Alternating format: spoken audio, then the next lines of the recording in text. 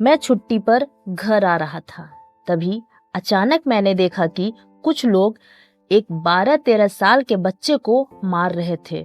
मैं उनके पास गया और बच्चे को उनसे छुड़ाकर उन लोगों से पीटने का कारण पूछा, तो उन्होंने कहा कि इस बच्चे ने हमारी दुकान से बिस्किट चुरा कर खाए हैं। मैंने दुकानदार को बिस्किट का 2 गुना दाम देकर बच्चों को उनसे अलग लाया। मैंने बच्चे को पूछा कि तुमने चोरी क्यों की है?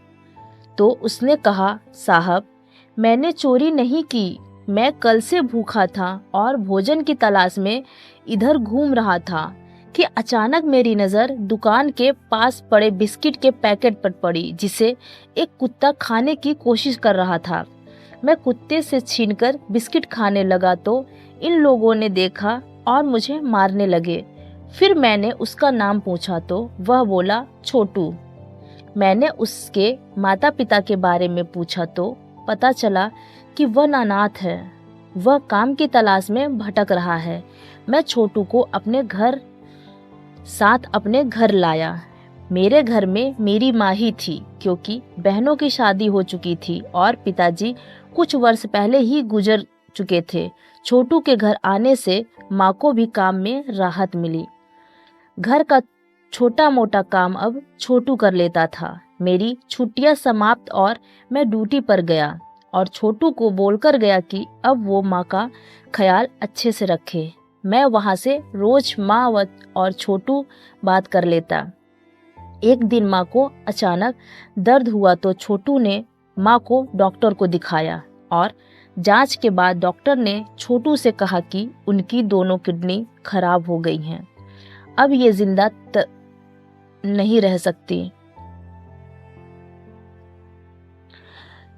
अब ये जिंदा तभी रह सकती हैं जब इसे कोई अपनी किडनी दान दे। छोटू ने बिना कुछ सोचे समझे अपनी किडनी माँ को डोनेट कर दी, पर डोनेट करने से पहले छोटू ने यह बात कहा कि यदि माँ पूछे तो कह देना कि छोटू अपने गांव लौट गया है।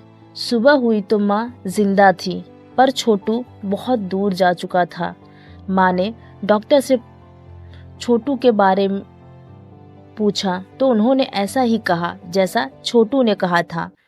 मैंने रात को कॉल किया तो माँ ने बताया कि कल उसकी बहुत ज़्यादा तबीयत खराब हो गई थी और छोटू ने हॉस्पिटल से उसका ऑपरेशन करवाया है।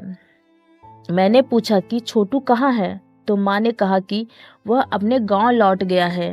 मुझे दाल में कुछ काला नजर आया और मैं छुट्टी लेकर गांव चला आया। मैंने हॉस्पिटल जाकर पूछा कि माँ को क्या हुआ था और छोटू कहाँ गया, तो एक डॉक्टर ने कहा आपकी माँ की दोनों किडनी खराब हो गई थी, पर उस बच्चे ने अपनी ज़िंदगी देकर आपकी माँ की जान बचा ली। यह सुन मेरे तो होश उड़ चुके थे। मेरी आंखें खून के आंसू रो रही थी। इतने में एक डॉक्टर ने मुझे छोटू का एक अंतिम खत दिया, जिसमें लिखा था कि मुझे पता है माँ के बगैर कैसे जिया जाता है।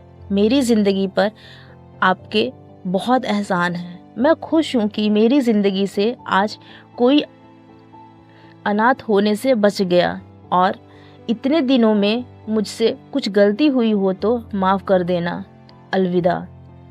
मेरे कपड़े आंसुओं से पूरे भीग चुके थे और मैं सोच रहा था कि उसका नाम ही छोटू था।